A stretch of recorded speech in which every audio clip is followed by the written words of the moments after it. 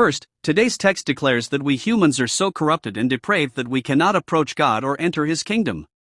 In Psalm 15 verse 1, it says, "Lord, who may abide in your tabernacle? Who may dwell on your holy hill? Lord, who shall abide in your tabernacle? Who shall dwell on your holy hill?" This sentence seems to be David approaching God and asking a question.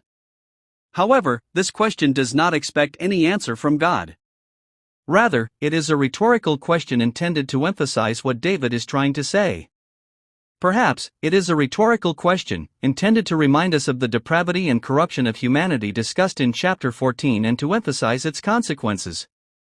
That is, we humans are so corrupted and depraved that we are destined for eternal death. In other words, no one can approach God, stand before Him, or enter His kingdom to dwell there. Lord, who may abide in your tabernacle? Who may dwell on your holy mountain? Here, your tabernacle can be translated as your house, your dwelling place, or your dwelling place. These terms are used interchangeably with the following phrase, your holy mountain, or your holy mountain, complementing each other's meanings.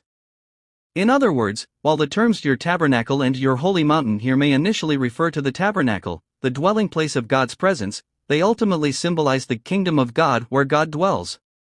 In other words, these words are asking whether anyone can approach God, stand before God, and enter that kingdom to dwell there forever. What do you think? If anyone were to answer these questions, what would their answer be? Perhaps the answer is, we humans are so corrupt and depraved that none of us can approach God, stand before Him, or enter and reside in His kingdom.